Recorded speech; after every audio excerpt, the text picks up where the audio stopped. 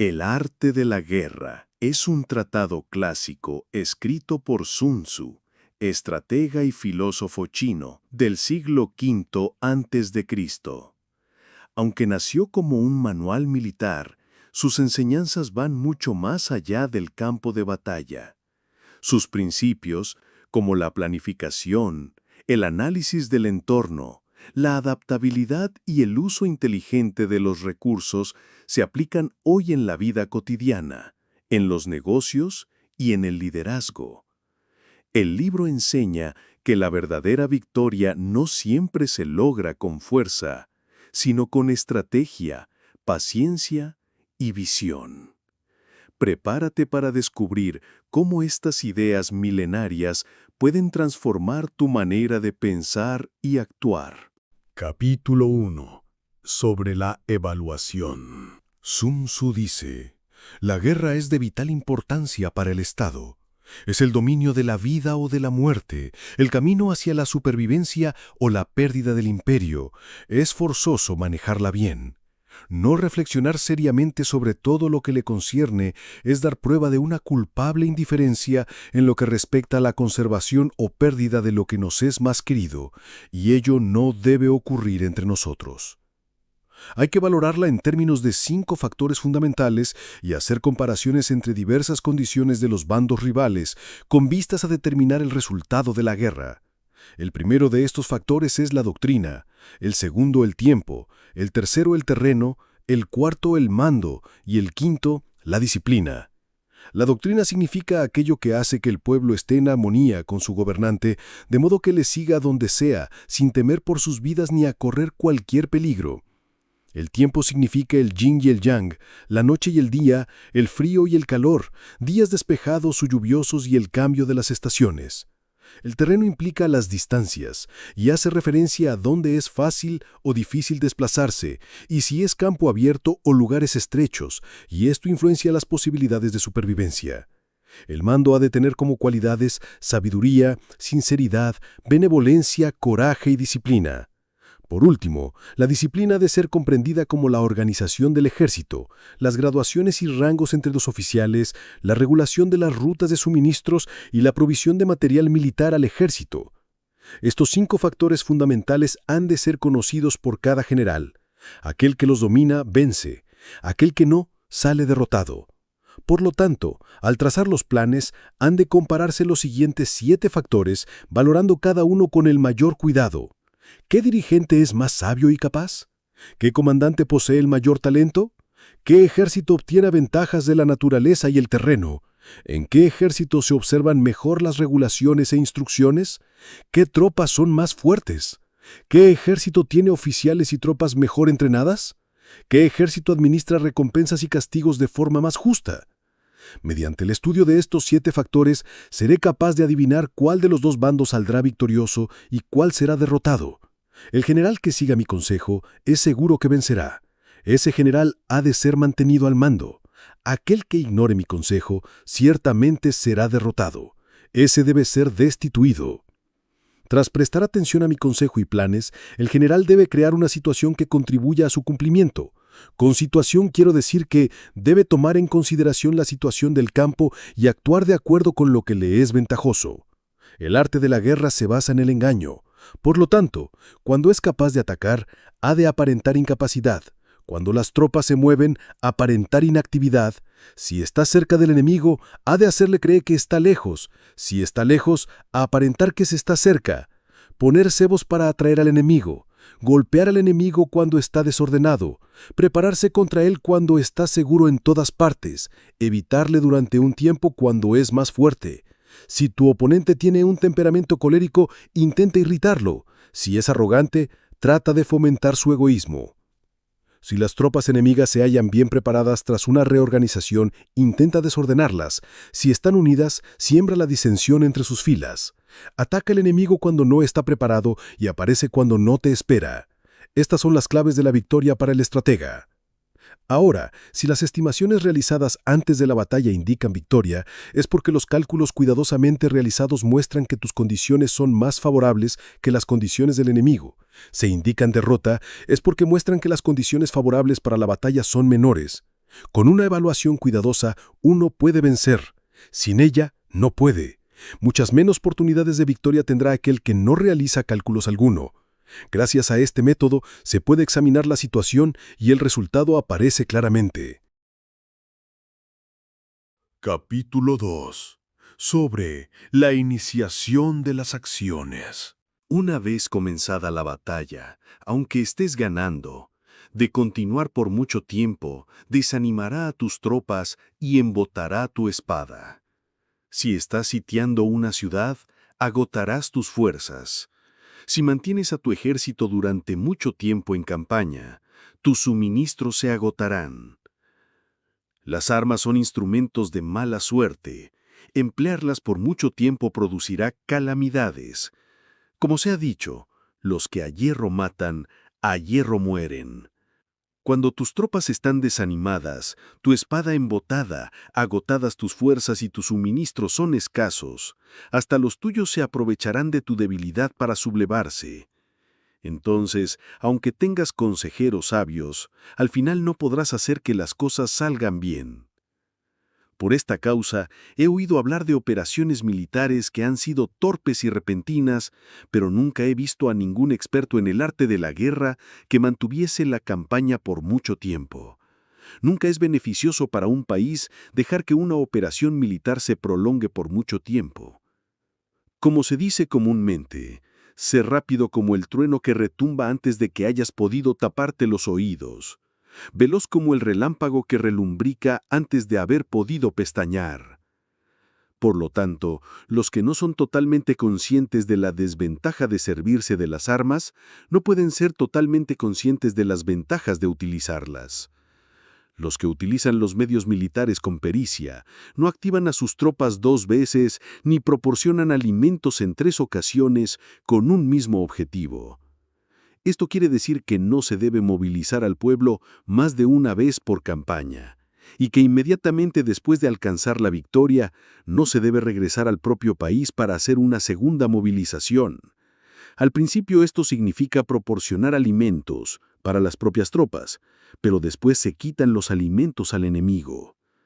Si tomas los suministros de armas de tu propio país, pero quitas los alimentos al enemigo, puedes estar bien abastecido de armamento y de provisiones. Cuando un país se empobrece a causa de las operaciones militares, se debe al transporte de provisiones desde un lugar distante. Si las transportas desde un lugar distante, el pueblo se empobrecerá a causa del alto costo. En los mercados cercanos al ejército, los precios de las mercancías se aumentan. Por lo tanto, las largas campañas militares constituyen una lacra para el país. Cuando se agotan los recursos, los impuestos se recaudan bajo presión. Cuando el poder y los recursos se han agotado, se arruina el propio país, se priva al pueblo de gran parte de su presupuesto, mientras que los gastos del gobierno para armamento se elevan. Los habitantes constituyen la base de un país. Los alimentos son la felicidad del pueblo. El príncipe debe respetar este hecho y ser sobrio y austero en sus gastos públicos. En consecuencia, un general inteligente lucha por desproveer al enemigo de sus alimentos. Cada porción de alimentos tomados al enemigo equivale a 20 que te suministras a ti mismo. Así pues, lo que arrasa al enemigo es la imprudencia y la motivación de los tuyos en asumir los beneficios de los adversarios. Cuando recompenses a tus hombres con los beneficios que ostentaban los adversarios, los harás luchar por propia iniciativa. Y así podrás tomar el poder y la influencia que tenía el enemigo. Es por esto, por lo que se dice que donde hay grandes recompensas, hay hombres valientes. Por consiguiente, en una batalla de carros, recompensa primero al que tome al menos 10 carros. Si recompensas a todo el mundo, no habrá suficiente para todos. Así pues, ofrece una recompensa a un soldado para animar a todos los demás. Cambia sus colores y utilízalos mezclados con los tuyos. Trata bien a los soldados y préstales atención. Los soldados prisioneros deben ser bien tratados para conseguir que en el futuro luchen para ti. A esto se llama vencer al adversario e incrementar por añadidura tus propias fuerzas. Si utilizas al enemigo para derrotar al enemigo, serás poderoso en cualquier lugar a donde vayas. Así pues, lo más importante en una operación militar es la victoria, y no la persistencia. Esta última no es beneficiosa. Un ejército es como el fuego. Si no lo apagas, se consumirá por sí mismo. Por lo tanto, sabemos que el que está a la cabeza del ejército está a cargo de las vidas de los habitantes y de la seguridad de la nación.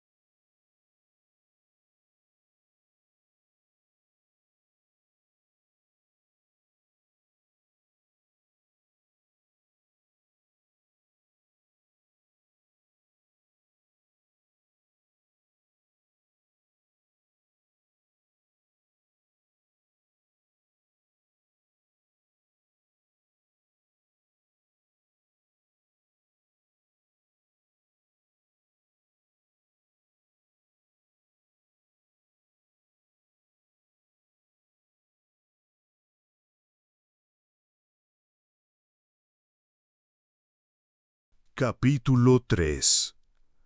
Sobre las proposiciones de la victoria y la derrota. Como regla general, es mejor conservar a un enemigo intacto que destruirlo. Capturar a sus soldados para conquistarlos y dominas a sus jefes.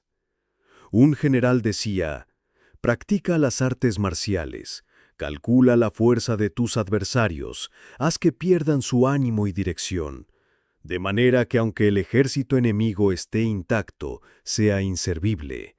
Esto es ganar sin violencia. Si destruyes al ejército enemigo y matas a sus generales, asaltas sus defensas disparando, reúnes a una muchedumbre y usurpas un territorio, todo esto es ganar por la fuerza. Por esto, los que ganan todas las batallas no son realmente profesionales. Los que consiguen que se rindan impotentes los ejércitos ajenos sin luchar son los mejores maestros del arte de la guerra. Los guerreros superiores atacan mientras los enemigos están proyectando sus planes. Luego deshacen sus alianzas. Por eso un gran emperador decía: el que lucha por la victoria frente a espadas desnudas no es un buen general. La peor táctica es atacar a una ciudad. Asediar, acorralar a una ciudad solo se lleva a cabo como último recurso. Emplea no menos de 3 meses en preparar tus artefactos y otros 3 para coordinar los recursos para tu asedio. Nunca se debe atacar por cólera y con prisas. Es aconsejable tomarse tiempo en la planificación y coordinación del plan. Por lo tanto, un verdadero maestro de las artes marciales vence a otras fuerzas enemigas sin batalla, conquista otras ciudades sin asediarlas y destruye a otros ejércitos sin emplear mucho tiempo.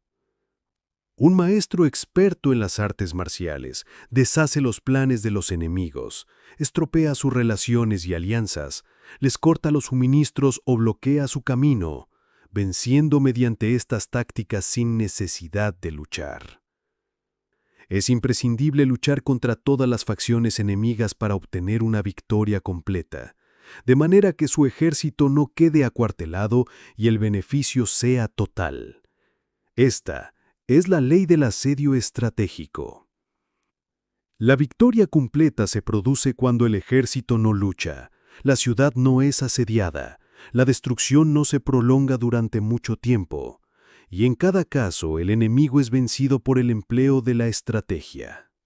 Así pues, la regla de la utilización de la fuerza es la siguiente: si tus fuerzas son 10 veces superiores a las del adversario, rodéalo.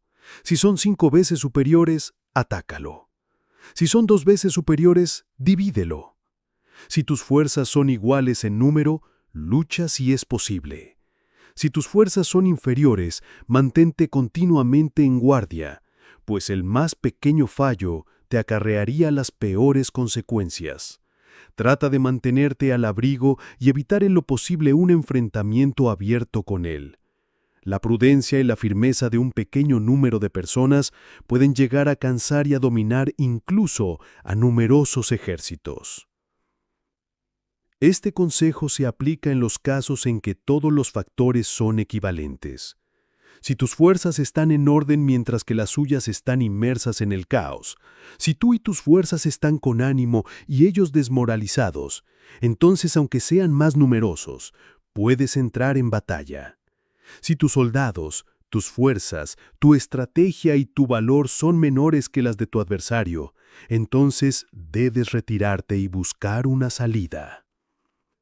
En consecuencia, si el bando más pequeño es obstinado, cae prisionero del bando más grande. Esto quiere decir que si un pequeño ejército no hace una valoración adecuada de su poder y se atreve a enemistarse con una gran potencia, por mucho que su defensa sea firme, inevitablemente se convertirá en conquistado. Si no puedes ser fuerte, pero tampoco sabes ser débil, serás derrotado.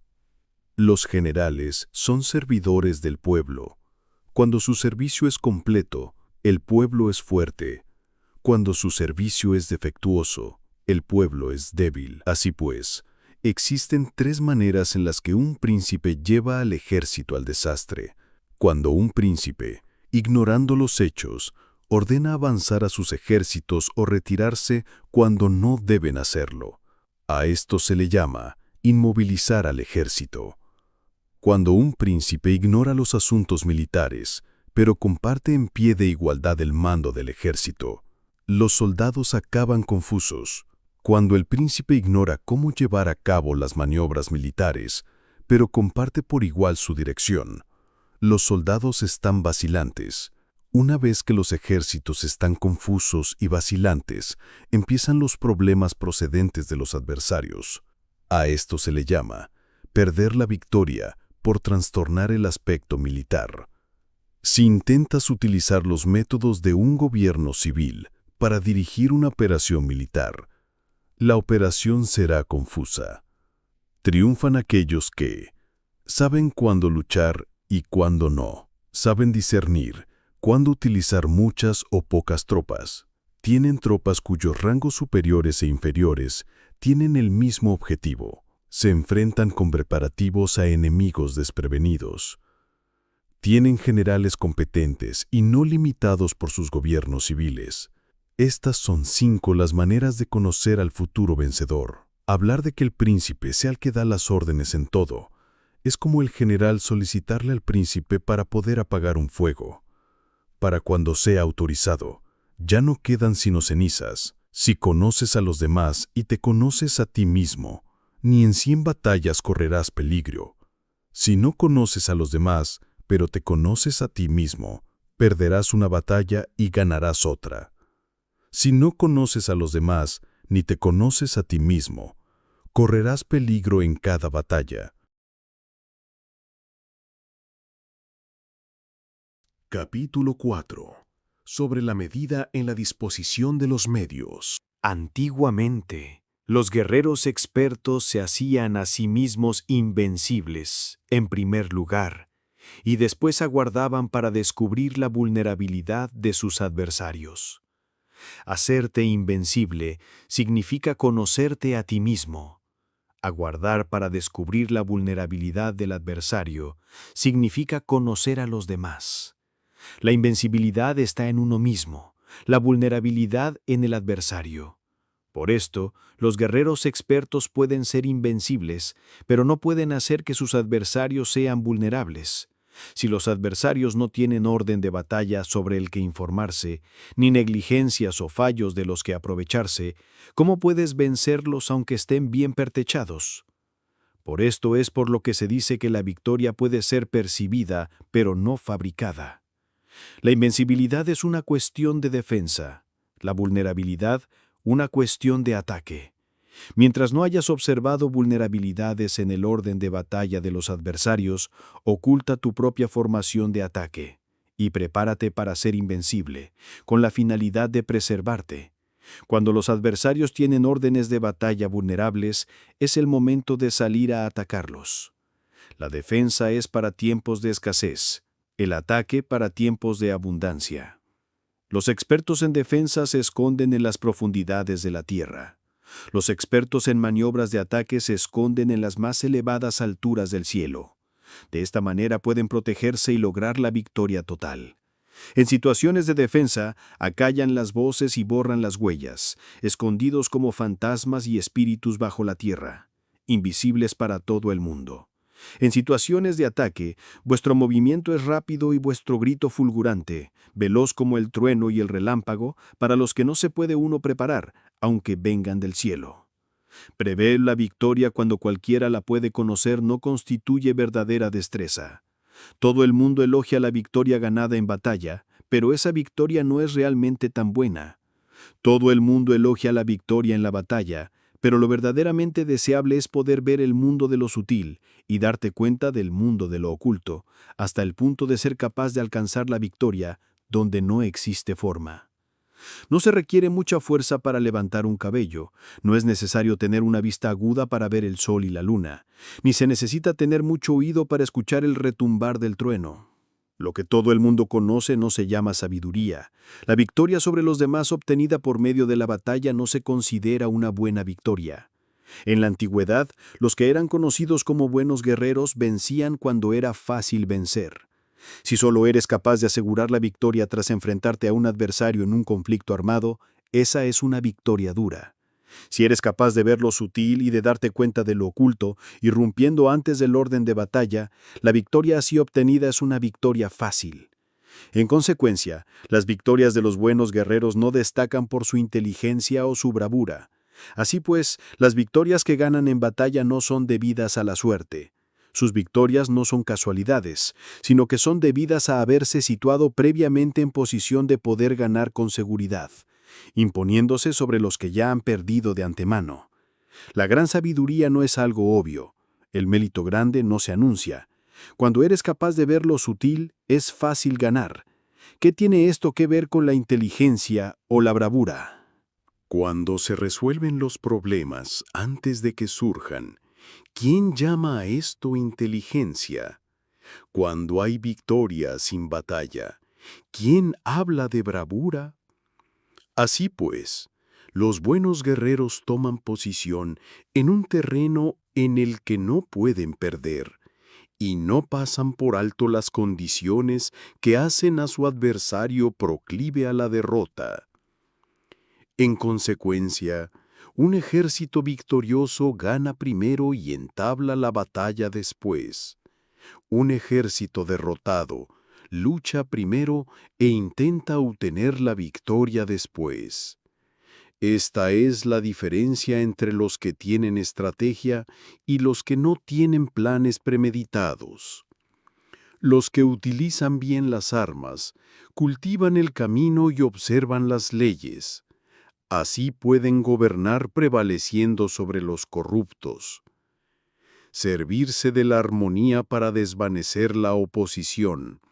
No atacar un ejército inocente, no hacer prisioneros o tomar botín por donde pasa el ejército, no cortar los árboles ni contaminar los pozos, limpiar y purificar los templos de las ciudades y montañas del camino que atraviesas, no repetir los errores de una civilización decadente. A todo esto se llama el camino y sus leyes. Cuando el ejército está estrictamente disciplinado, hasta el punto en que los soldados morirían antes que desobedecer las órdenes, y las recompensas y los castigos merecen confianza y están bien establecidos. Cuando los jefes y oficiales son capaces de actuar de esta forma, pueden vencer a un príncipe enemigo corrupto. Las reglas militares son 5. Medición, valoración, cálculo, comparación y victoria. El terreno da lugar a las mediciones, estas dan lugar a las valoraciones, estas a los cálculos, estos a las comparaciones, y las comparaciones dan lugar a las victorias. Mediante las comparaciones de las dimensiones, puedes conocer dónde se halla la victoria o la derrota. En consecuencia, un ejército victorioso es como un kilo comparado con un gramo. Un ejército derrotado es como un gramo comparado con un kilo. Cuando el que gana consigue que su pueblo vaya a la batalla como si estuviera dirigiendo una gran corriente de agua hacia un cañón profundo, esto es una cuestión de orden de batalla. Cuando el agua se acumula en un cañón profundo, nadie puede medir su cantidad, lo mismo que nuestra defensa no muestra su forma. Cuando se suelta el agua, se precipita hacia abajo como un torrente de manera tan irresistible como nuestro propio ataque. Capítulo 5. Sobre la firmeza. La fuerza es la energía acumulada o la que se percibe. Esto es muy cambiante. Los expertos son capaces de vencer al enemigo creando una percepción favorable en ellos. Así, obtener la victoria sin necesidad de ejercer su fuerza. Gobernar sobre muchas personas como si fueran poco es una cuestión de dividirlas en grupos o sectores. Es organización. Batallar contra un gran número de tropas como si fueran pocas es una cuestión de demostrar la fuerza, símbolos y señales. Se refiere a lograr una percepción de fuerza y poder en la oposición.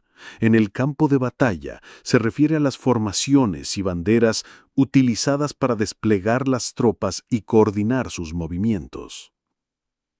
Lograr que el ejército sea capaz de combatir contra el adversario sin ser derrotado es una cuestión de emplear métodos ortodoxos o heterodoxos. La ortodoxia y la heterodoxia no es algo fijo, sino que se utilizan como un ciclo. Un emperador que fue un famoso guerrero y administrador hablaba de manipular las percepciones de los adversarios sobre lo que es ortodoxo y heterodoxo, y después atacar inesperadamente, combinando ambos métodos hasta convertirlo en uno, volviéndose así indefinible para el enemigo. Que el efecto de las fuerzas sea como el de piedras arrojadas sobre huevos, es una cuestión de lleno y vacío. Cuando induces a los adversarios a atacarte en tu territorio, su fuerza siempre está vacía, en desventaja, mientras que no compitas en lo que son los mejores, tu fuerza siempre estará llena. Atacar con lo vacío contra lo lleno es como arrojar piedras sobre huevos, de seguro se rompen. Cuando se entabla una batalla de manera directa, la victoria se gana por sorpresa. El ataque directo es ortodoxo, el ataque indirecto es heterodoxo. Solo hay dos clases de ataques en la batalla, el extraordinario por sorpresa y el ordinario directo, pero sus variantes son innumerables. Lo ortodoxo y lo heterodoxo se originan recíprocamente, como un círculo sin comienzo ni fin. ¿Quién podría agotarlos? Cuando la velocidad del agua que fluye alcanza el punto en el que puede mover las piedras, esta es la fuerza directa. Cuando la velocidad y maniobrabilidad del halcón es tal que puede atacar y matar, esto es precisión. Lo mismo ocurre con los guerreros expertos. Su fuerza es rápida, su precisión certera. Su fuerza es como disparar una catapulta. Su precisión es dar en el objetivo previsto y causar el efecto esperado. El desorden llega del orden. La cobardía surge del valor. La debilidad brota de la fuerza. Si quieres fingir desorden para convencer a tus adversarios y distraerlos, primero tienes que organizar el orden, porque solo entonces puedes crear un desorden artificial. Si quieres fingir cobardía para conocer la estrategia de los adversarios, primero tienes que ser extremadamente valiente, porque solo entonces puedes actuar como tímido de manera artificial. Si quieres fingir debilidad para inducir la arrogancia en tus enemigos, primero has de ser extremadamente fuerte, porque solo entonces puedes pretender ser débil. El orden y el desorden son una cuestión de organización, la cobardía es una cuestión de valentía, y la de ímpetu. La fuerza y la debilidad son una cuestión de la formación en la batalla. Cuando un ejército tiene la fuerza del ímpetu, incluso el tímido se vuelve valiente. Cuando pierde la fuerza del ímpetu, incluso el valiente se convierte en tímido. Nada está fijado en las leyes de la guerra. Estas se desarrollan sobre la base del ímpetu. Con astucia se puede anticipar y lograr que los adversarios se convenzan a sí mismos cómo proceder y moverse. Les ayuda a caminar por el camino que les traza. Hace moverse a los enemigos con la perspectiva del triunfo para que caigan en la emboscada. Los buenos guerreros buscan la efectividad en la batalla a partir de la fuerza del ímpetu y no dependen solo de la fuerza de sus soldados. Son capaces de escoger a la mejor gente, desplegarlos adecuadamente y dejar que la fuerza del ímpetu logre sus objetivos. Cuando hay entusiasmo, convicción, orden, organización, recursos, compromiso de los soldados. Tienes la fuerza del ímpetu y el tímido es valeroso. Así es posible asignar a los soldados por sus capacidades, habilidades y encomendarle deberes y responsabilidades adecuadas. El valiente puede luchar, el cuidadoso puede hacer de centinela, y el inteligente puede estudiar, analizar y comunicar. Cada cual es útil. Hacer que los soldados luchen, permitiendo que la fuerza del ímpetu haga su trabajo, es como hacer rodar rocas. Las rocas permanecen inmóviles cuando están en un lugar plano, pero ruedan en un plano inclinado. Se quedan fijas cuando son cuadradas, pero giran si son redondas. Por lo tanto, cuando se conduce a los hombres a la batalla con astucia, el impulso es como rocas redondas que se precipitan montaña abajo. Esta es la fuerza que produce la victoria. Capítulo 6. Sobre lo lleno y lo vacío. Los que anticipan se preparan y llegan primero al campo de batalla y esperan al adversario, están en posición descansada. Los que llegan los últimos al campo de batalla, los que improvisan y entablan la lucha, quedan agotados. Los buenos guerreros hacen que los adversarios vengan a ellos, y de ningún modo se dejan atraer fuera de su fortaleza. Si haces que los adversarios vengan a ti para combatir, su fuerza estará siempre vacía.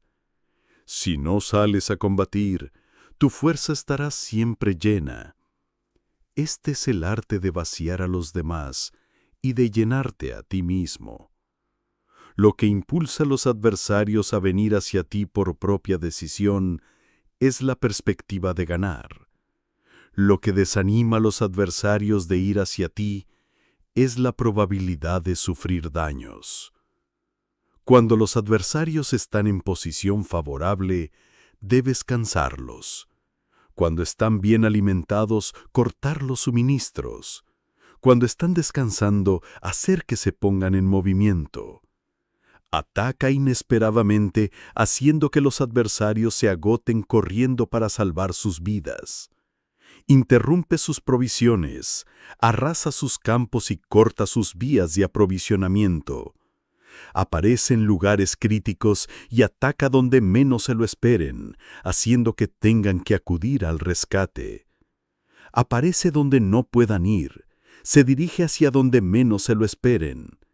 Para desplazarte cientos de kilómetros sin cansancio, atraviesa tierras despobladas.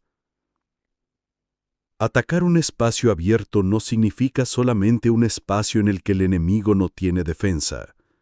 Mientras tu defensa no sea estricta, el lugar no esté bien guardado, los enemigos se desperdigarán ante ti como si estuvieras atravesando un territorio despoblado.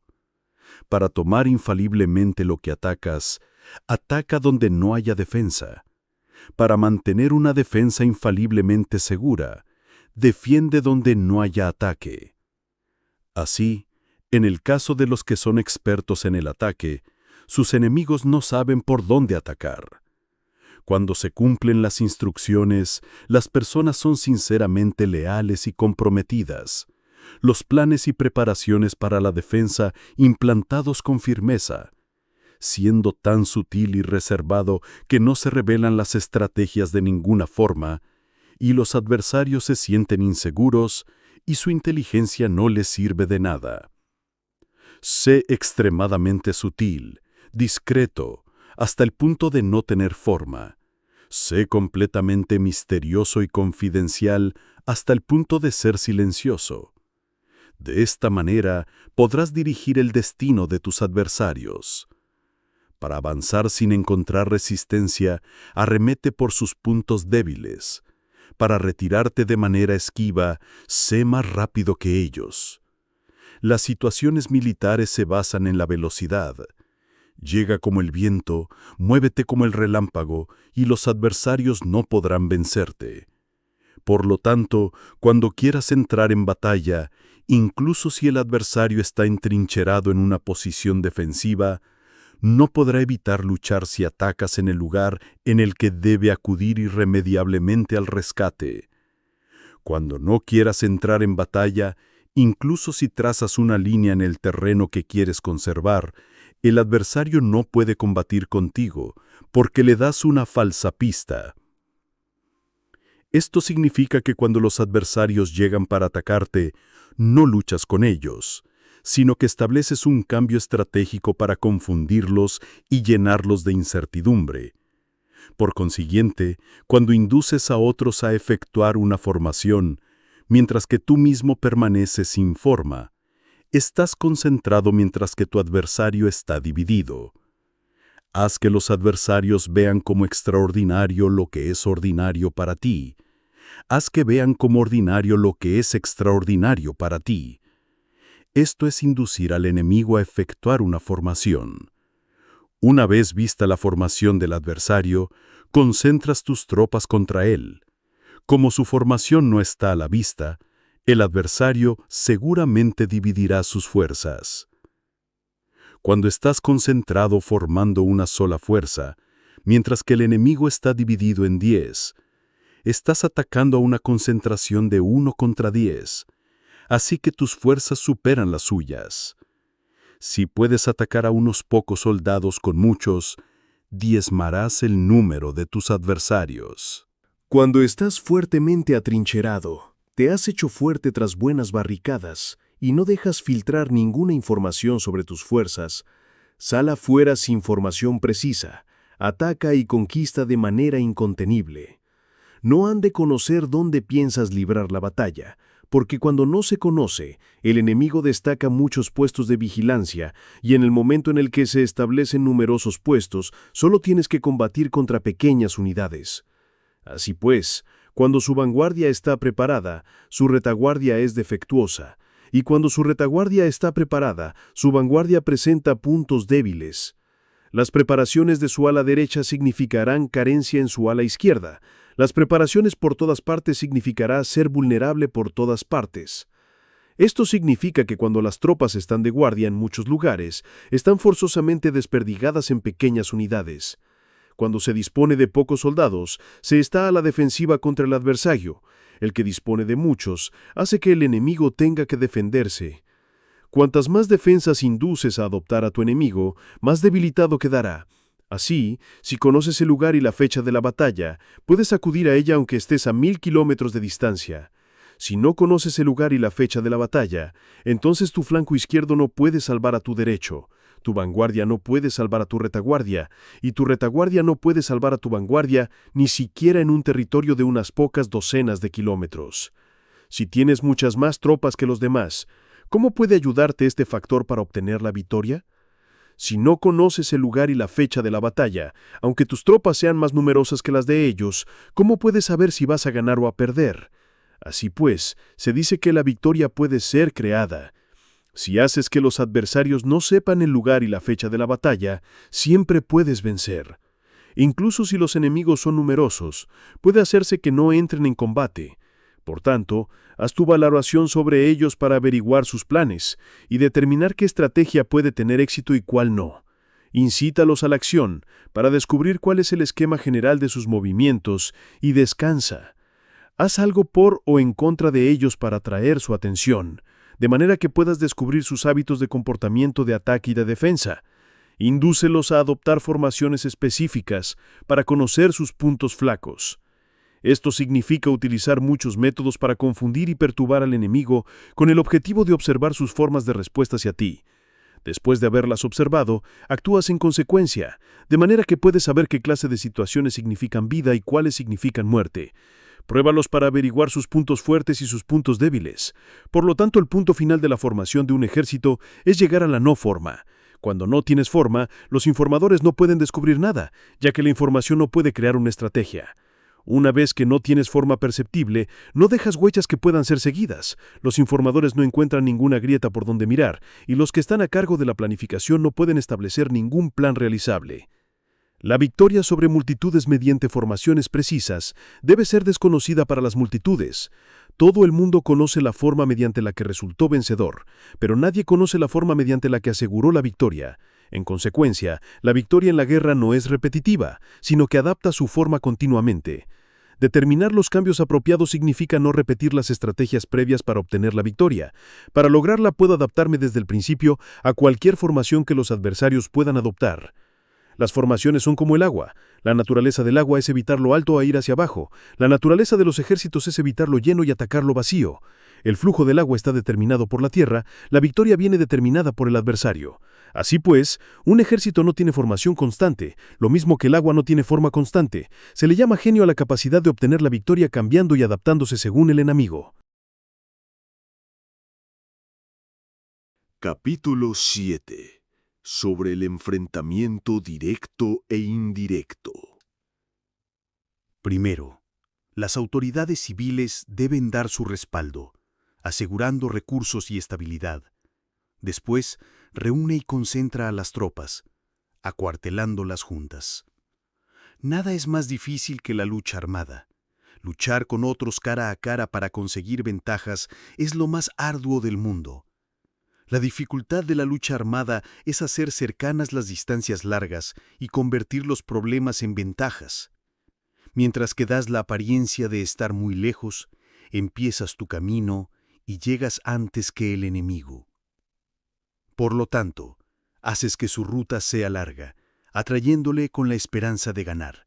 Cuando emprendes la marcha después que los otros y llegas antes que ellos, conoces la estrategia de hacer que las distancias sean cercanas. Sírvete de una unidad especial para engañar al enemigo, atrayéndole a una falsa persecución, haciéndole creer que el grueso de tus fuerzas está muy lejos. Entonces, lanzas una fuerza de ataque sorpresa que llega antes, aunque emprendió el camino después. Por consiguiente, la lucha armada puede ser provechosa y puede ser peligrosa. Para el experto es provechosa, para el inexperto, peligrosa. Movilizar a todo el ejército para el combate en aras de obtener alguna ventaja tomaría mucho tiempo, pero combatir por una ventaja con un ejército incompleto tendría como resultado una falta de recursos.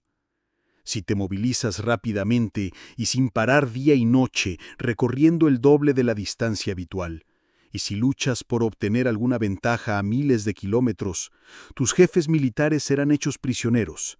Los soldados que sean fuertes llegarán ahí primero. Los más cansados llegarán después. Como regla general, solo lo conseguirá 1 de cada 10. Cuando la ruta es larga, las tropas se cansan. Si han gastado su fuerza en la movilización, llegan agotadas, mientras que sus adversarios están frescos. Así pues, es seguro que serán atacados. Combatir por obtener una ventaja a 50 kilómetros de distancia frustrará los planes del mando, y como regla general, solo la mitad de los soldados lo harán.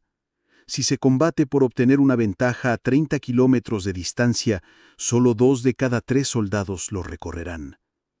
Así pues, un ejército perece si no está equipado, si no tiene provisiones o si no tiene dinero. Estas 3 cosas son necesarias. No puedes combatir para ganar con un ejército no equipado, o sin provisiones, lo que el dinero facilita. Por tanto, si ignoras los planes de tus rivales, no puedes hacer alianzas precisas. A menos que conozcas las montañas y los bosques, los desfiladeros y los pasos, y la condición de los pantanos, no puedes maniobrar con una fuerza armada. A menos que utilices guías locales, no puedes aprovecharte de las ventajas del terreno. Solo cuando conoces cada detalle de la condición del terreno, puedes maniobrar y guerrear. Por consiguiente, una fuerza militar se usa según la estrategia prevista, se moviliza mediante la esperanza de recompensa y se adapta mediante la división y la combinación. Una fuerza militar se establece mediante la estrategia en el sentido que distraes al enemigo para que no pueda conocer cuál es tu situación real y no pueda imponer su supremacía. Se moviliza mediante la esperanza de recompensa en el sentido que entra en acción cuando ve la posibilidad de obtener una ventaja.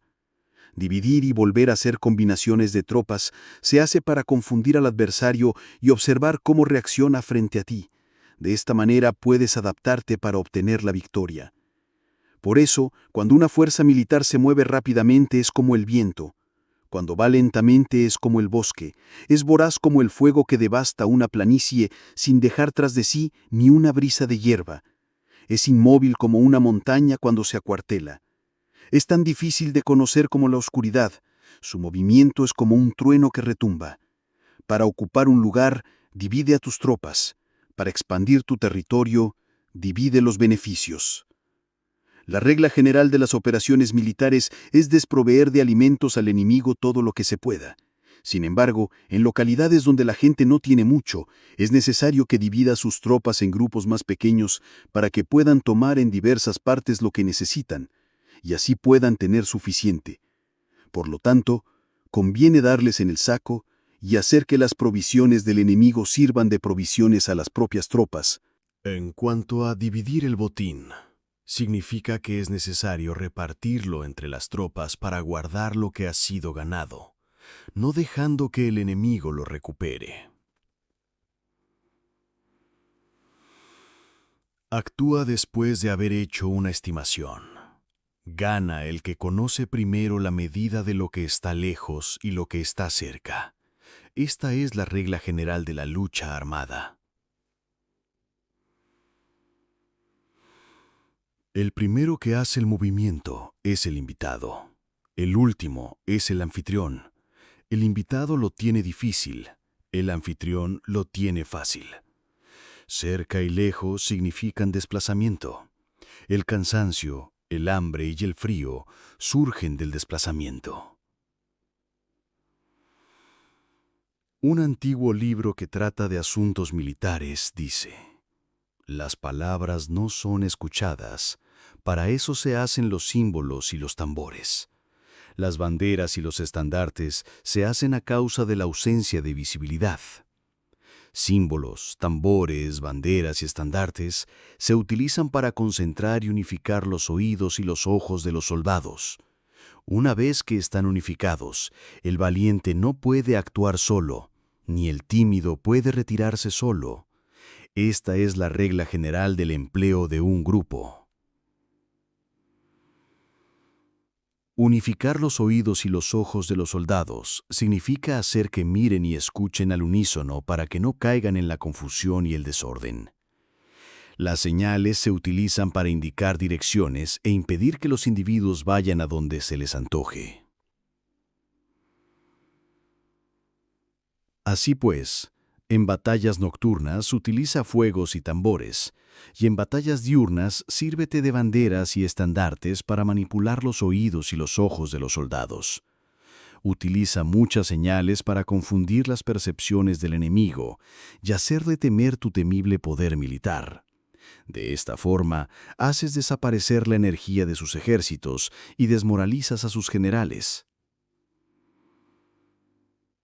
En primer lugar, has de ser capaz de mantenerte firme en tu propio corazón. Solo entonces puedes desmoralizar a los generales enemigos. Por esto, la tradición afirma que los habitantes de otros tiempos tenían la firmeza para desmoralizar, y la antigua ley de los que conducían carros de combate decía que cuando la mente original es firme, la energía fresca es victoriosa. De este modo, la energía de la mañana está llena de ardor, la del mediodía decae, y la energía de la noche se retira. Por consiguiente, los expertos en el manejo de las armas prefieren la energía entusiasta, atacan la decadente y la que se bate en la retirada. Son ellos los que dominan la energía.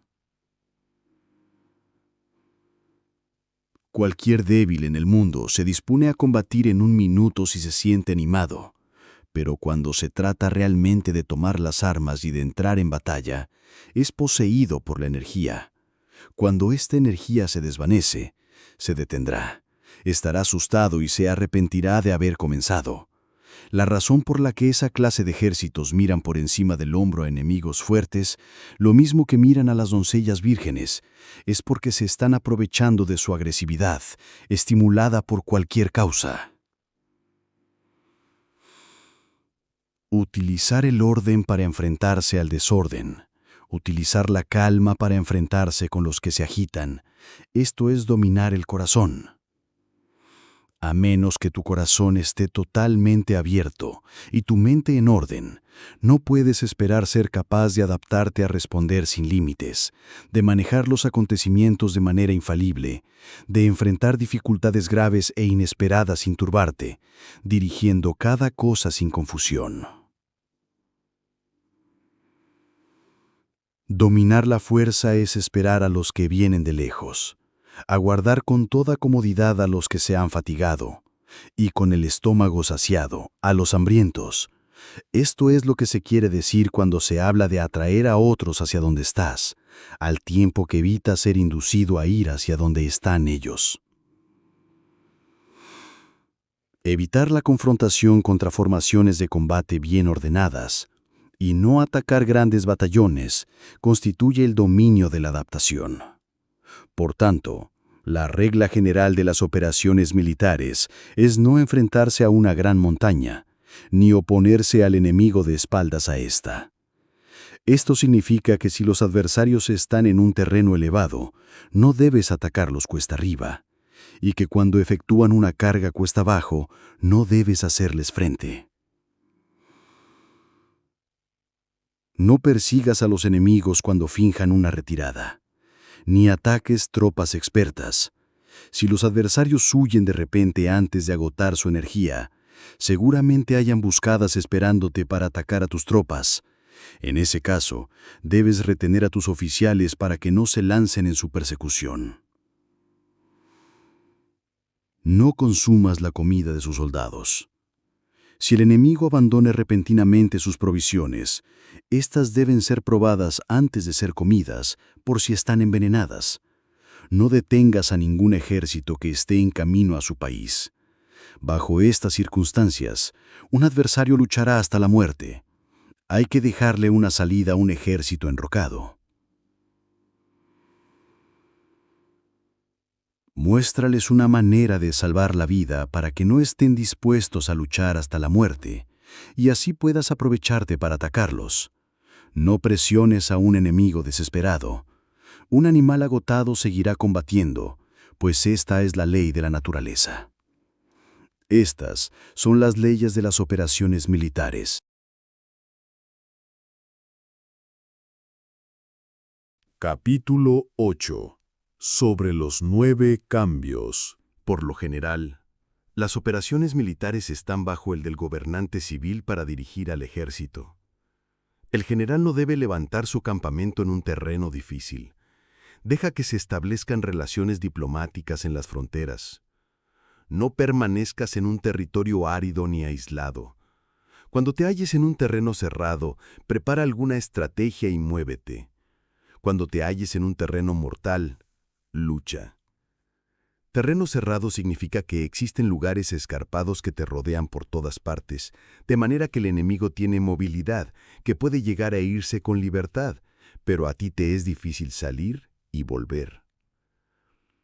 Cada ruta debe ser estudiada para que sea la mejor. Hay rutas que no debes usar, ejércitos que no han de ser atacados, ciudades que no deben ser rodeadas, terrenos sobre los que no se debe combatir y órdenes de gobernantes civiles que no deben ser obedecidas. En consecuencia, los generales que conocen las variables posibles para aprovecharse del terreno saben cómo manejar las fuerzas armadas. Si los generales no saben cómo adaptarse de manera ventajosa, aunque conozcan la condición del terreno, no pueden aprovecharse de él. Si están al mando de ejércitos, pero ignoran las artes de la total adaptabilidad, aunque conozcan el objetivo a lograr, no pueden hacer que los soldados luchen por ello. Si eres capaz de ajustar la campaña conforme al ímpetu de las fuerzas, entonces la ventaja no cambia, y los únicos que son perjudicados son los enemigos. Por esta razón, no existe una estructura permanente. Si puedes comprender totalmente este principio, puedes hacer que los soldados actúen en la mejor forma posible. Por lo tanto, las consideraciones de la persona inteligente siempre incluyen el analizar objetivamente el beneficio y el daño. Cuando considera el beneficio, su acción se expande. Cuando considera el daño, sus problemas pueden resolverse. El beneficio y el daño son interdependientes, y los sabios los tienen en cuenta. Por ello, lo que retiene a los adversarios es el daño, lo que les mantiene ocupados es la acción, y lo que les motiva es el beneficio. Cansa a los enemigos, manteniéndolos ocupados y no dejándoles respirar. Pero antes de lograrlo, tienes que realizar previamente tu propia labor. Esa labor consiste en desarrollar un ejército fuerte, un pueblo próspero, una sociedad armoniosa y una manera ordenada de vivir. Así pues, la norma general de las operaciones militares consiste en no contar con que el enemigo no acuda, sino resistir a tener los medios de enfrentarte a él. No contar con que el adversario no ataque, sino confiar en poseer lo que no puede ser atacado. Si puedes recordar siempre el peligro cuando estás a salvo y el caos en tiempos de orden, permanece atento al peligro y al caos mientras no tengan todavía forma y evítalos antes de que se presenten. Esta es la mejor estrategia de todas. Por esto, existen 5 rasgos que son peligrosos en los generales. Los que están dispuestos a morir pueden perder la vida. Los que quieren preservar la vida pueden ser hechos prisioneros. Los que son dados a los apasionamientos irracionales pueden ser ridiculizados. Los que son muy puritanos pueden ser deshonrados. Los que son compasivos pueden ser turbados. Si te presentas en un lugar que con toda seguridad los enemigos se precipitarán a defender, las personas compasivas se apresurarán invariablemente a rescatar a sus habitantes, causándose a sí mismos problemas y cansancio. Estos son 5 rasgos que constituyen defectos en los generales y que son desastrosos para las operaciones militares. Los buenos generales son de otra manera. Se comprometen hasta la muerte, pero no se aferran a la esperanza de sobrevivir. Actúan de acuerdo con los acontecimientos, en forma racional y realista, sin dejarse llevar por las emociones ni estar sujetos a quedar confundidos. Cuando ven una buena oportunidad, son como tigres. En caso contrario, cierran sus puertas. Su acción y su no acción son cuestiones de estrategia y no pueden ser complacidos ni enfadados. Capítulo 9. Sobre la distribución de los medios. Las maniobras militares son el resultado de los planes y las estrategias en la manera más ventajosa para ganar. Determinan la movilidad y efectividad de las tropas. Si vas a colocar tu ejército en posición de observar al enemigo, atraviesa rápido las montañas y vigílalos desde un valle. Considera el efecto de la luz y mantente en la posición más elevada del valle. Cuando combatas en una montaña, ataca desde arriba hacia abajo, y no al revés. Combate estando cuesta abajo y nunca cuesta arriba. Evita que el agua divida tus fuerzas. Aléjate de las condiciones desfavorables lo antes que te sea posible. No te enfrentes a los enemigos dentro del agua. Es conveniente dejar que pasen la mitad de sus tropas y en ese momento dividirlas y atacarlas. No te sitúes río abajo. No camines en contra de la corriente ni en contra del viento. Si acampas en la ribera de un río, tus ejércitos pueden ser sorprendidos de noche, empujados a ahogarse o se les puede colocar veneno en la corriente. Tus barcas no deben ser amarradas corriente abajo para impedir que el enemigo aproveche la corriente lanzando sus barcas contra ti. Si atraviesas pantanos, hazlo rápidamente. Si te encuentras frente a un ejército en medio de un pantano, permanece cerca de sus plantas acuáticas o respaldado por los árboles. En una llanura, toma posiciones desde las que sea fácil maniobrar, manteniendo las elevaciones del terreno detrás y a tu derecha, estando las partes más bajas delante y las más altos detrás. Generalmente, un ejército prefiere un terreno elevado y evita un terreno bajo. Aprecia la luz y detesta la oscuridad. Los terrenos elevados son estimulantes y por lo tanto, la gente se halla a gusto en ellos. Además, son convenientes para adquirir la fuerza del ímpetu. Los terrenos bajos son húmedos, lo cual provoca enfermedades y dificulta el combate. Cuida de la salud física de tus soldados con los mejores recursos disponibles. Cuando no existe la enfermedad en un ejército, se dice que éste es invencible. Donde haya montículos y terraplenes, sitúate en su lado soleado, manteniéndolo siempre a tu derecha y detrás. Colocarse en la mejor parte del terreno es ventajoso para una fuerza militar. La ventaja en una operación militar consiste en aprovecharse de todos los factores beneficiosos del terreno. Cuando llueve río arriba y la corriente trae consigo la espuma, si quieres cruzarlo, espera a que escampe.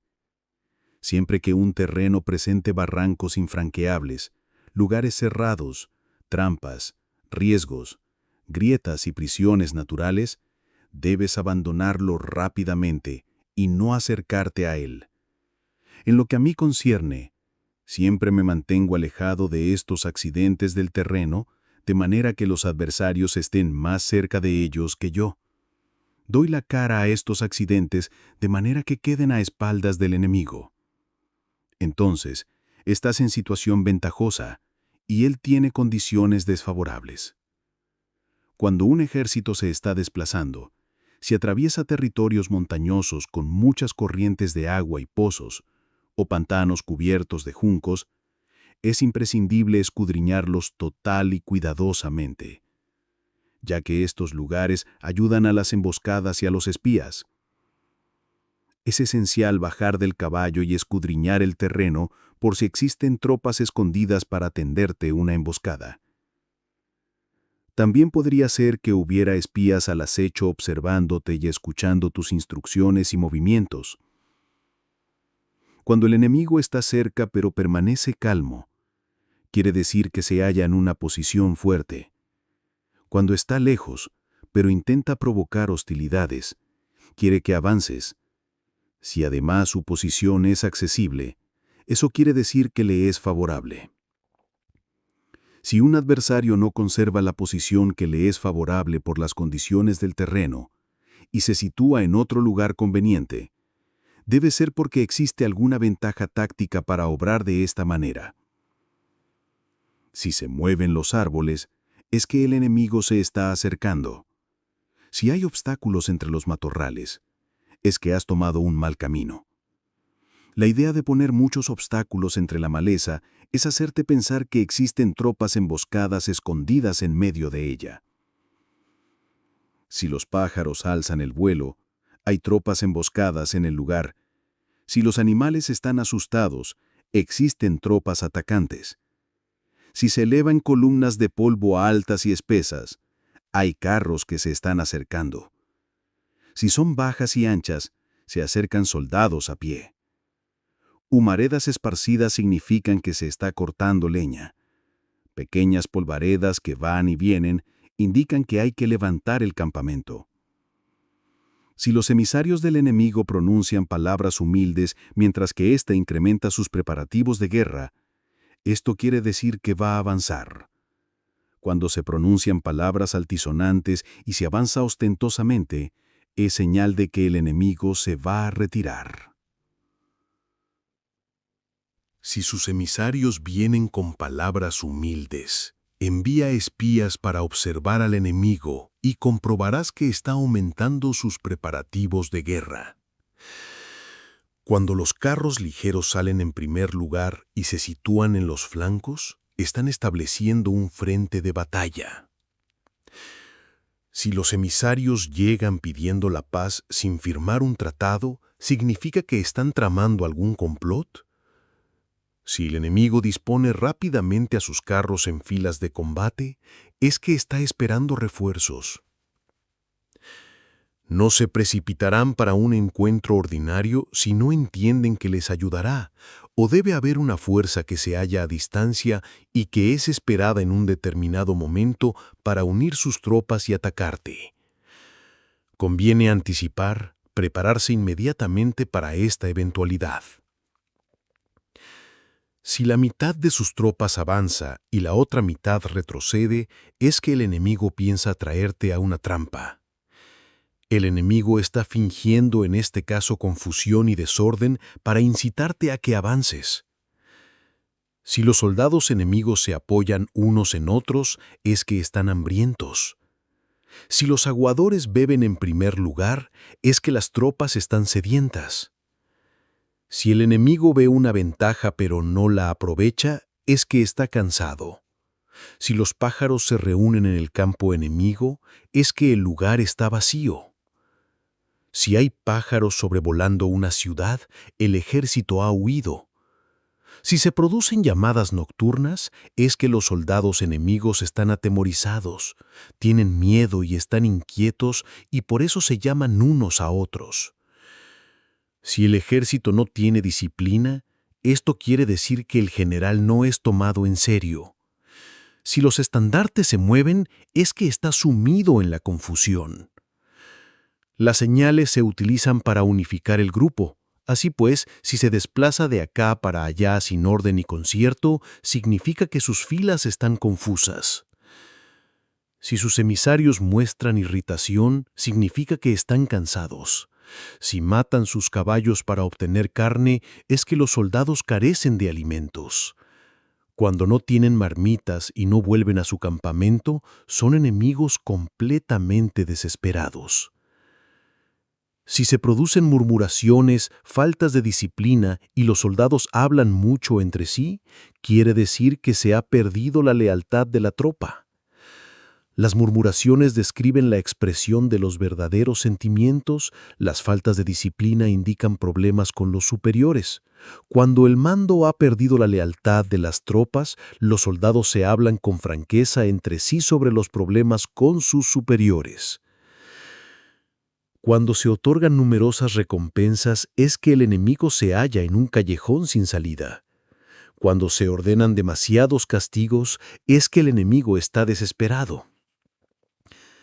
Cuando la fuerza de su ímpetu está agotada, otorgan constantes recompensas para tener contentos a los soldados para evitar que se rebelen en masa. Cuando los soldados están tan agotados que no pueden cumplir las órdenes, son castigados una y otra vez para restablecer la autoridad. Ser violento al principio y terminar después temiendo a sus propios soldados es el colmo de la ineptitud. Los emisarios que acuden con actitud conciliatoria indican que el enemigo quiere una tregua.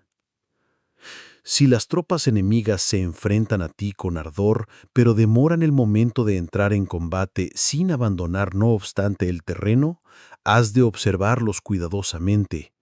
Están preparando un ataque por sorpresa.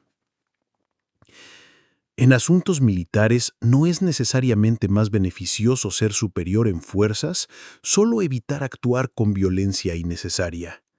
Es suficiente con consolidar tu poder, hacer estimaciones sobre el enemigo y conseguir reunir tropas. Eso es todo. El enemigo que actúa aisladamente, que carece de estrategia y que toma a la ligera a sus adversarios, inevitablemente acabará siendo derrotado. Si tu plan no contiene una estrategia de retirada o posterior al ataque, sino que confías exclusivamente en la fuerza de tus soldados y tomas a la ligera a tus adversarios sin valorar su condición, con toda seguridad caerás prisionero. Si se castiga a los soldados antes de haber conseguido que sean leales al mando, no obedecerán, y si no obedecen, serán difíciles de emplear. Tampoco podrán ser empleados si no se lleva a cabo ningún castigo aún después de haber obtenido su lealtad. Cuando existe un sentimiento subterráneo de aprecio y confianza y los corazones de los soldados ya están vinculados al mando, si se relaja la disciplina, los soldados se volverán arrogantes y será imposible emplearlos. Por lo tanto, dirígelos mediante el arte civil y unifícalos mediante las artes marciales. Esto significa una victoria continua. Arte civil significa humanidad y artes marciales significan reglamentos. Mándalos con humanidad y benevolencia, unifícalos de manera estricta y firme. Cuando la benevolencia y la firmeza son evidentes, es posible estar seguro de la victoria. Cuando las órdenes son claras, sencillas y consecuentes a las tropas, éstas las aceptan. Cuando las órdenes son confusas, contradictorias y cambiantes, las tropas no las aceptan o no las entienden. Cuando las órdenes son razonables, justas, sencillas, claras y consecuentes, existe una satisfacción recíproca entre el líder y el grupo. Capítulo 10. Sobre la topología. Algunos terrenos son fáciles, otros difíciles, algunos neutros, otros estrechos, accidentados o abiertos. Cuando el terreno sea accesible, sé el primero en establecer tu posición, eligiendo las alturas soleadas. Una posición que sea adecuada para transportar los suministros. Así tendrás ventaja cuando libres la batalla. Cuando estés en un terreno difícil de salir, estás limitado. En este terreno, si tu enemigo no está preparado, puedes vencer si sigues adelante. Pero si el enemigo está preparado y sigues adelante, tendrás muchas dificultades para volver de nuevo a él, lo cual jugará en contra tuya. Cuando es un terreno desfavorable para ambos bandos, se dice que es un terreno neutro. En un terreno neutro, incluso si el adversario te ofrece una ventaja, no te aproveches de ella. Retírate, induciendo a salir a la mitad de las tropas enemigas, y entonces cae sobre él aprovechándote de esta condición favorable. En terreno estrecho, si eres el primero en llegar, debes ocuparlo totalmente y esperar al adversario. Si él llega antes, no lo persigas si bloquea a los desfiladeros. Persíguelo solo si no los bloquea.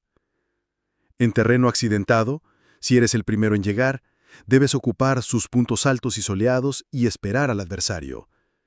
Si éste los ha ocupado antes, retírate y no lo persigas. En terreno abierto, la fuerza del ímpetu se encuentra igualada, y es difícil provocarle a combatir de manera desventajosa para él. Entender estas 6 clases de terreno es la responsabilidad principal del general, y es imprescindible considerarlos. Estas son las configuraciones del terreno. Los generales que las ignoran salen derrotados. Así pues, entre las tropas están las que huyen, las que se retraen, las que se derrumban, las que se rebelan y las que son derrotadas. Ninguna de estas circunstancias constituyen desastres naturales, sino que son debidas a los errores de los generales. Las tropas que tienen el mismo ímpetu, pero que atacan en proporción de 1 contra 10, salen derrotadas. Los que tienen tropas fuertes pero cuyos oficiales son débiles, quedan retraídos. Los que tienen soldados débiles al mando de oficiales fuertes se verán en apuros. Cuando los oficiales superiores están encolerizados y son violentos y se enfrentan al enemigo por su cuenta y por despecho, y cuando los generales ignoran sus capacidades, el ejército se desmoronará. Como norma general, para poder vencer al enemigo, todo el mando militar debe tener una sola intención y todas las fuerzas militares deben cooperar. Cuando los generales son débiles y carecen de autoridad, cuando las órdenes no son claras, cuando oficiales y soldados no tienen solidez y las formaciones son anárquicas, se produce revuelta. Los generales derrotados son aquellos que son incapaces de calibrar a los adversarios. Entran en combate con fuerzas superiores en número o mejor equipadas y no seleccionan a sus tropas según los niveles de preparación de las mismas. Si empleas soldados sin seleccionar a los preparados de los no preparados, a los arrojados y a los timoratos, te estás buscando tu propia derrota. Estas son las 6 maneras de ser derrotado. La comprensión de estas situaciones es la responsabilidad suprema de los generales y deben ser consideradas. La primera es no calibrar el número de fuerzas. La segunda, la ausencia de un sistema claro de recompensas y castigos. La tercera, la insuficiencia de entrenamiento. La cuarta es la pasión irracional. La quinta es la ineficacia de la ley del orden. Y la sexta es el fallo de no seleccionar a los soldados fuertes y resueltos. La configuración del terreno puede ser un apoyo para el ejército. Para los jefes militares, el curso de acción adecuado es calibrar al adversario para asegurar la victoria y calcular los riesgos y las distancias. Salen vencedores los que libran batallas conociendo estos elementos. Salen derrotados los que luchan ignorándolos. Por lo tanto, cuando las leyes de la guerra señalan una victoria segura, es claramente apropiado entablar batalla, aunque el gobierno haya dado órdenes de no atacar. Si las leyes de la guerra no indican una victoria segura, es adecuado no entrar en batalla, aunque el gobierno haya dado la orden de atacar.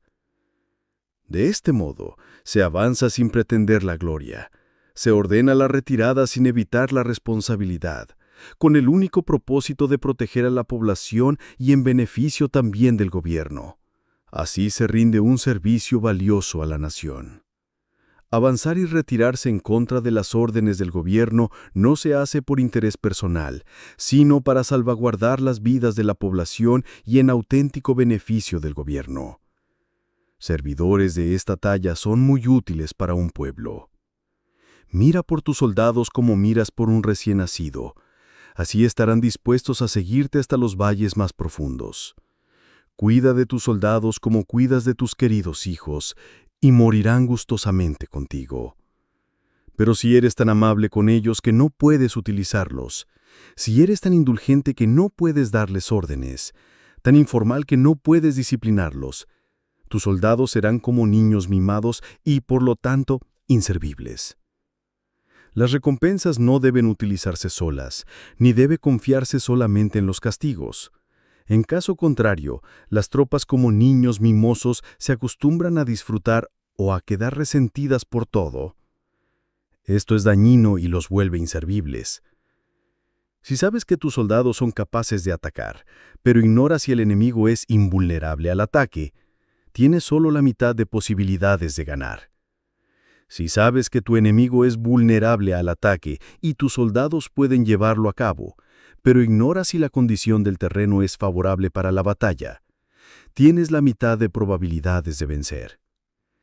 Por lo tanto, los que conocen las artes marciales no pierden el tiempo cuando efectúan sus movimientos, ni se agotan cuando atacan. Debido a esto, se dice que cuando te conoces a ti mismo y conoces a los demás, la victoria no es un peligro. Cuando conoces el cielo y la tierra, la victoria es inagotable. Capítulo 11.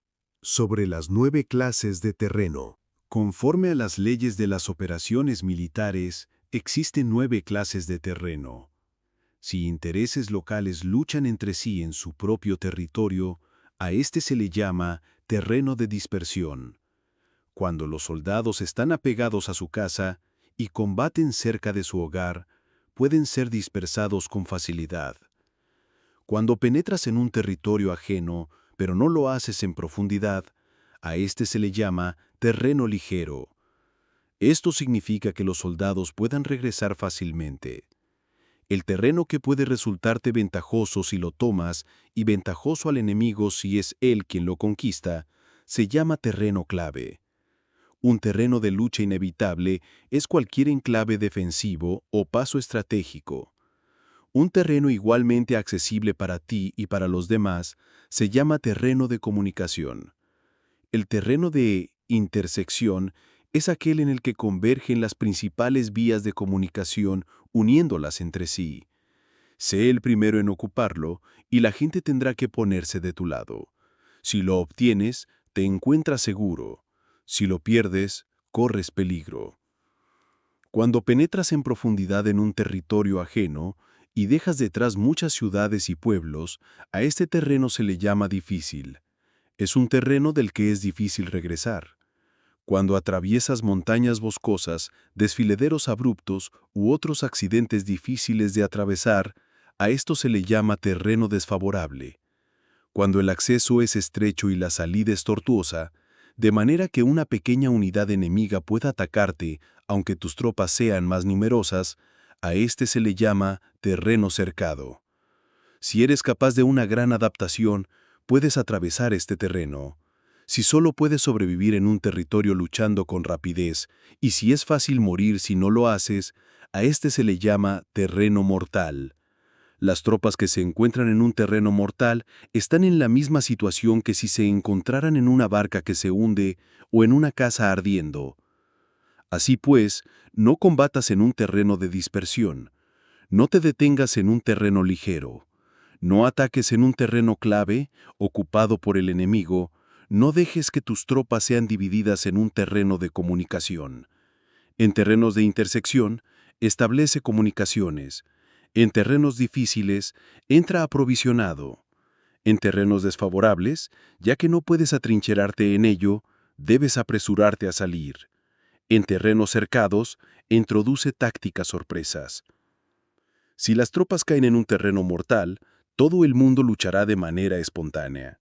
Por esto se dice, sitúa las tropas en un terreno mortal y sobrevivirán. Los que eran antes considerados como expertos en el arte de la guerra eran capaces de hacer que el enemigo perdiera contacto entre su vanguardia y su retaguardia, la confianza entre las grandes y las pequeñas unidades, el interés recíproco para el bienestar de los diferentes rangos, el alistamiento de soldados y la coherencia de sus ejércitos. Estos expertos entraban en acción cuando les era ventajoso y se retenían en caso contrario. Introducían cambios para confundir al enemigo, atacándolos aquí y allá, aterrorizándolos y sembrando en ellos la confusión, de tal manera que no les daban tiempo para hacer planes. Se podría preguntar cómo enfrentarse a fuerzas enemigas numerosas y bien organizadas que se dirigen hacia ti.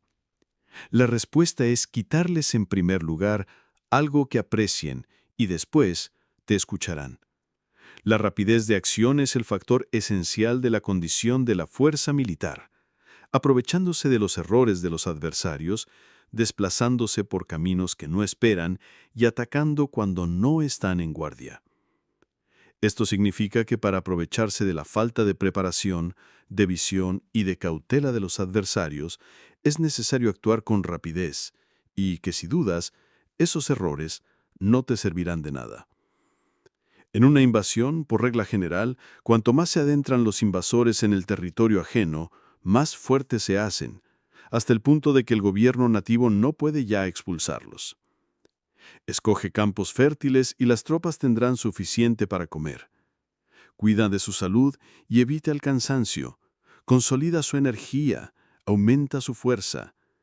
Que los movimientos de tus tropas y la preparación de tus planes sean insondables. Consolida la energía más entusiasta de tus tropas, ahorra las fuerzas sobrantes, mantén en secreto tus formaciones y tus planes, permaneciendo insondable para los enemigos, y espera a que se produzca un punto vulnerable para avanzar. Sitúa tus tropas en un punto que no tenga salida, de manera que tengan que morir antes de poder escapar. Porque ante la posibilidad de la muerte, ¿qué no estarán dispuestos a hacer? Los guerreros entonces dan lo mejor de sus fuerzas. Cuando se hallan en grave peligro, pierden el miedo. Cuando no hay ningún sitio a donde ir, permanecen firmes. Cuando están totalmente implicados en un terreno, se aferran a él. Si no tienen otra opción, lucharán hasta el final. Por esta razón, los soldados están vigilantes sin tener que ser estimulados, se alistan sin tener que ser llamados a filas, son amistosos sin necesidad de promesas y puede confiarse en ellos sin necesidad de órdenes ni jerarquía. Prohíbe los augurios para evitar las dudas y los soldados nunca te abandonarán. Si tus soldados no tienen riquezas, no es porque las desdeñen. Si no tienen más longevidad, no es porque no quieran vivir más tiempo. El día que se da la orden de marcha, los soldados lloran. Así pues, una operación militar preparada con pericia debe ser como una serpiente veloz que contraataca con su cola cuando alguien la ataca por la cabeza, contraataca con la cabeza cuando alguien la ataca por la cola y contraataca con cabeza y cola cuando alguien la ataca por el medio. Esta imagen representa el método de una línea de batalla que responde velozmente cuando es atacada. Un manual de 8 formaciones clásicas de batalla dice: haz del frente la retaguardia, haz de la retaguardia el frente, con 4 cabezas y 8 colas.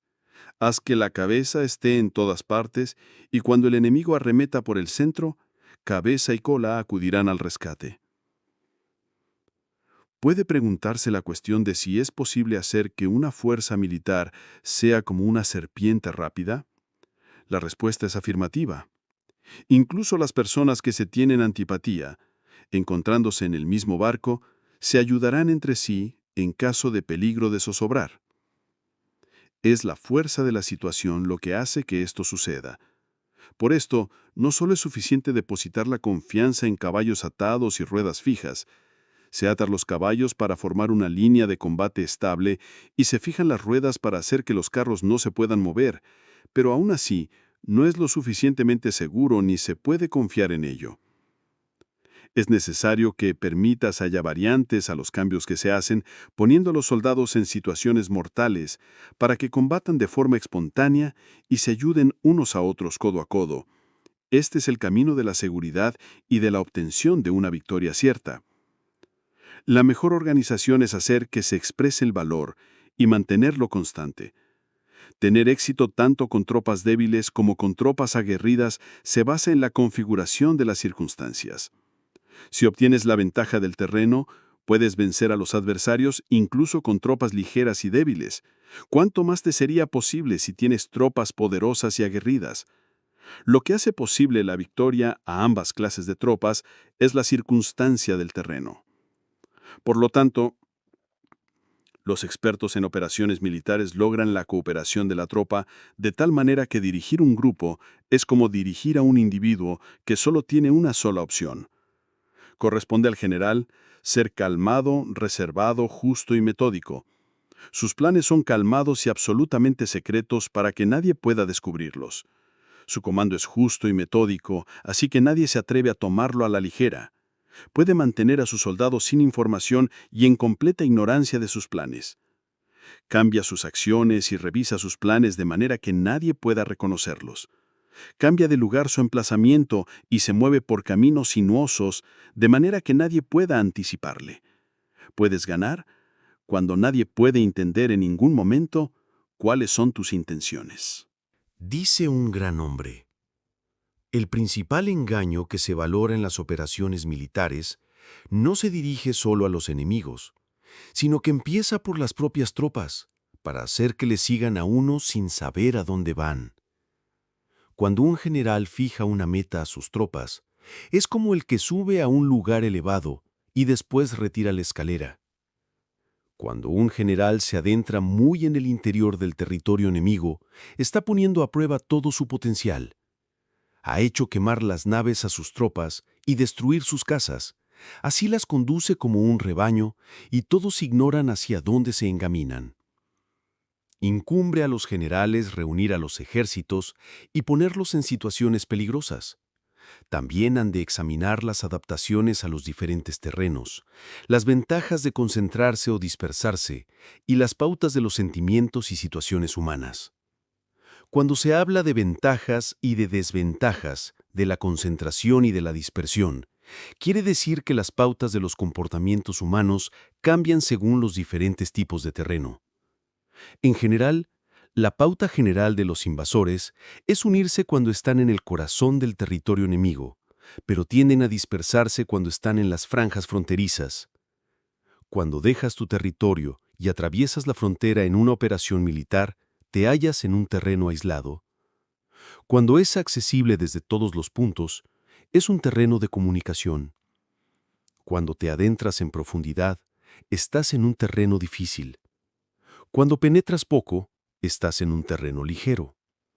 Cuando a tus espaldas se hallen espesuras infranqueables y delante pasajes estrechos, estás en un terreno cercado. Cuando no haya ningún sitio a donde ir, se trata de un terreno mortal. Así pues, en un terreno de dispersión, yo unificaría las mentes de los soldados. En un terreno ligero, las mantendría en contacto. En un terreno clave, les haría apresurarse para tomarlo. En un terreno de intersección, prestaría atención a la defensa. En un terreno de comunicación, establecería sólidas alianzas. En un terreno difícil, aseguraría suministros continuados. En un terreno desfavorable, urgiría a mis tropas a salir rápidamente de él. En un terreno cercado, cerraría las entradas. En un terreno mortal, indicaría a mis tropas que no existe ninguna posibilidad de sobrevivir. Por esto la psicología de los soldados consiste en resistir cuando se ven rodeados, luchar cuando no se puede evitar y obedecer en casos extremos. Hasta que los soldados no se ven rodeados, no tienen la determinación de resistir al enemigo hasta alcanzar la victoria. Cuando están desesperados, presentan una defensa unificada. Por ello, los que ignoran los planes enemigos no pueden preparar alianzas. Los que ignoran las circunstancias del terreno no pueden hacer maniobrar a sus fuerzas. Los que no utilizan guías locales no pueden aprovecharse del terreno. Los militares de un gobierno eficaz deben conocer todos estos factores. Cuando el ejército de un gobierno eficaz ataca a un gran territorio, el pueblo no se puede unir. Cuando su poder sobrepasa a los adversarios, es imposible hacer alianzas. Si puedes averiguar los planes de tus adversarios, aprovéchate del terreno y haz maniobrar al enemigo de manera que se encuentre indefenso. En este caso, ni siquiera un gran territorio puede reunir suficientes tropas para detenerte. Por lo tanto, si no luchas por obtener alianzas, ni aumentas el poder de ningún país, pero extiendes tu influencia personal amenazando a los adversarios, todo ello hace que el país y las ciudades enemigas sean vulnerables. Otorga recompensas que no estén reguladas y da órdenes desacostumbradas. Considera la ventaja de otorgar recompensas que no tengan precedentes. Observa cómo el enemigo hace promesas sin tener en cuenta los códigos establecidos. Maneja a las tropas como si fueran una sola persona. Empléalas en tareas reales, pero no les hables. Motívalas con recompensas, pero no les comentes los perjuicios posibles. Emplea a tus soldados solo en combatir sin comunicarles tu estrategia. Déjales conocer los beneficios que les esperan, pero no les hables de los daños potenciales. Si la verdad se filtra, tu estrategia puede hundirse. Si los soldados empiezan a preocuparse, se volverán vacilantes y temerosos. Colócalos en una situación de posible exterminio y entonces lucharán por la vida. Ponles en peligro de muerte y entonces sobrevivirán. Cuando las tropas afrontan peligros, son capaces de luchar por la victoria. Así pues, la tarea de una operación militar es fingir acomodarse a las intenciones del enemigo. Si te concentras totalmente en este, puedes matar a su general aunque estés a kilómetros de distancia. A esto se le llama cumplir el objetivo con pericia. Al principio te acomodas a sus intenciones, después matas a sus generales. Esta es la pericia en el cumplimiento del objetivo. Así pues, el día en que se declara la guerra, se cierran las fronteras, se rompen los salvoconductos y se impide el paso de emisarios. Los asuntos se deciden rigurosamente desde que se comienza a planificar y establecer la estrategia desde la casa o cuartel general. El rigor en los cuarteles generales en la fase de planificación se refiere al mantenimiento del secreto. Cuando el enemigo ofrece oportunidades, aprovéchalas inmediatamente. Entérate primero de lo que pretende y después anticípate a él. Mantén la disciplina y adáptate al enemigo para determinar el resultado de la guerra.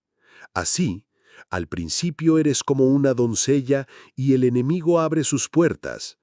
Entonces tú eres como una liebre suelta y el enemigo no podrá expulsarte.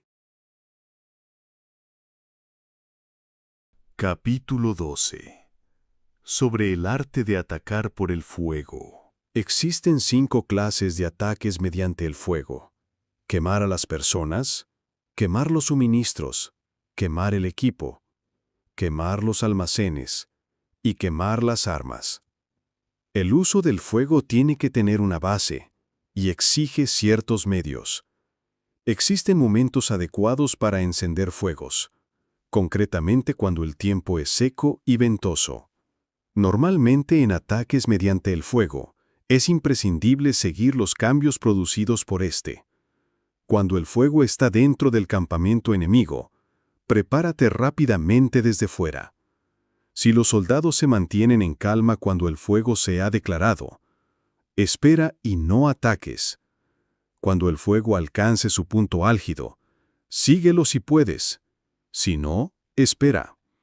En general, el fuego se utiliza para sembrar la confusión en el enemigo y así poder atacarle. Cuando el fuego puede ser prendido en campo abierto, no esperes a hacerlo en su interior. Hazlo cuando sea oportuno.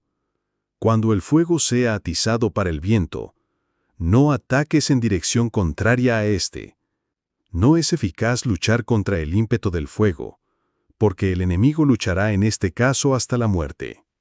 Si has soplado el viento durante el día, a la noche amainará. Un viento diurno cesará al anochecer. Un viento nocturno cesará al amanecer.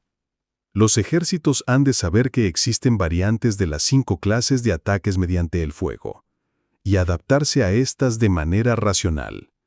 No basta saber cómo atacar a los demás con el fuego. Es necesario saber cómo impedir que los demás te ataquen a ti. Así pues, la utilización del fuego para apoyar un ataque significa claridad, y la utilización del agua para apoyar un ataque significa fuerza. El agua puede incomunicar, pero no puede arrasar. El agua puede utilizarse para dividir a un ejército enemigo, de manera que su fuerza se desuna y la tuya se fortalezca.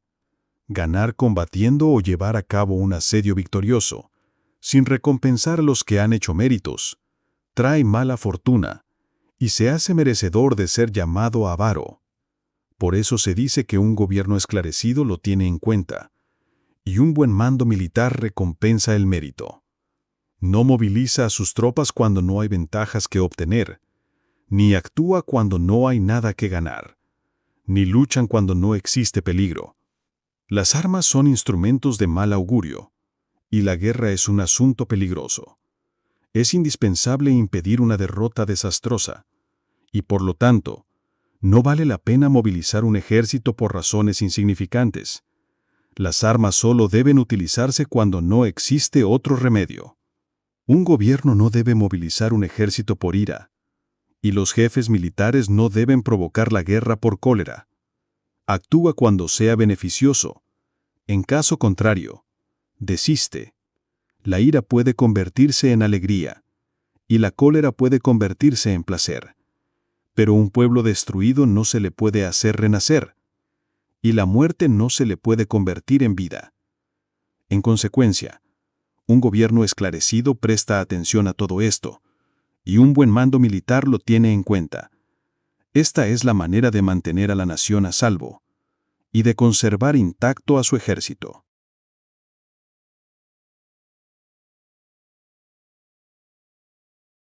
Capítulo 13. Sobre la concordia y la discordia. Una operación militar significa un gran esfuerzo para el pueblo, y la guerra puede durar muchos años para obtener una victoria de un día.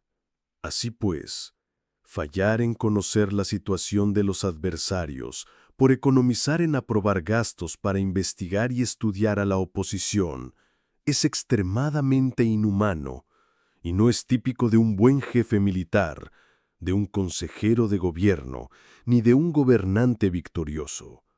Por lo tanto, lo que posibilita a un gobierno inteligente y a un mando militar sabio vencer a los demás y lograr triunfos extraordinarios con esa información esencial. La información previa no puede obtenerse de fantasmas ni de espíritus, ni se puede tener por analogía, ni descubrir mediante cálculos. Debe obtenerse de personas que conozcan la situación del adversario. Existen 5 clases de espías: el espía nativo, el espía interno, el doble agente, el espía liquidable y el espía flotante. Cuando están activos todos ellos, nadie conoce sus rutas. A esto se le llama genio organizativo y se aplica al gobernante. Los espías nativos se contratan entre los habitantes de una localidad. Los espías internos se contratan entre los funcionarios enemigos. Los agentes dobles se contratan entre los espías enemigos. Los espías liquidables transmiten falsos datos a los espías enemigos. Los espías flotantes vuelven para traer sus informes. Entre los funcionarios del régimen enemigo se hallan aquellos con los que se puede establecer contacto y a los que se puede sobornar para averiguar la situación de su país y descubrir cualquier plan que se trame contra ti. También pueden ser utilizados para crear desavenencias y desarmonía. En consecuencia, nadie en las Fuerzas Armadas es tratado con tanta familiaridad como los espías. Ni a nadie se le otorgan recompensas tan grandes como a ellos, ni hay asunto más secreto que el espionaje. Si no se trata bien a los espías, pueden convertirse en renegados y trabajar para el enemigo. No se pueden utilizar a los espías sin sagacidad y conocimiento. No puede uno servirse de espías sin humanidad y justicia. No puede obtenerse la verdad de los espías sin sutileza. Ciertamente es un asunto muy delicado. Los espías son útiles en todas partes. Cada asunto requiere un conocimiento previo. Si algún asunto de espionaje es divulgado antes de que el espía haya informado, éste y el que lo haya divulgado deben eliminarse. Siempre que quieras atacar a un ejército, asediar una ciudad o atacar a una persona, has de conocer previamente la identidad de los generales que la defienden, de sus aliados, sus visitantes, sus centinelas y de sus criados. Así pues, haz que tus espías averigüen todo sobre ellos. Siempre que vayas a atacar y a combatir, debes conocer primero los talentos de los servidores del enemigo, y así puedes enfrentarte a ellos según sus capacidades. Debes buscar agentes enemigos que hayan venido a espiarte, sobornarlos e inducirlos a pasarse a tu lado, para que puedas utilizarlos como agentes dobles. Con la información obtenida de esta manera, puedes encontrar espías nativos y espías internos para contratarlos. Con la información obtenida de estos, puedes fabricar información falsa sirviéndote de espías liquidables. Con la información así obtenida, puedes hacer que los espías flotantes actúen según los planes previstos. Es esencial para un gobernante conocer las 5 clases de espionaje, y este conocimiento depende de los agentes dobles. Así pues, estos deben ser bien tratados. Así solo un gobernante brillante o un general sabio que pueda utilizar a los más inteligentes para el espionaje puede estar seguro de la victoria. El espionaje es esencial para las operaciones militares y los ejércitos dependen de él para llevar a cabo sus acciones. No será ventajoso para el ejército actuar sin conocer la situación del enemigo. Y conocer la situación del enemigo no es posible sin espionaje. El arte de la guerra no es solo un libro sobre batallas. Es un manual de estrategia para la vida. Cada capítulo nos enseña que la victoria no siempre se logra con fuerza, sino con inteligencia, preparación y adaptación. Y recuerda, en tus proyectos, negocios o metas personales, la planificación y la paciencia son tus mejores armas. Si este contenido te ayudó a reflexionar y crecer, apóyanos con un like, suscríbete y activa la campanita para seguir descubriendo juntos estrategias que te impulsen a ganar tus propias batallas. Nos vemos en el próximo video.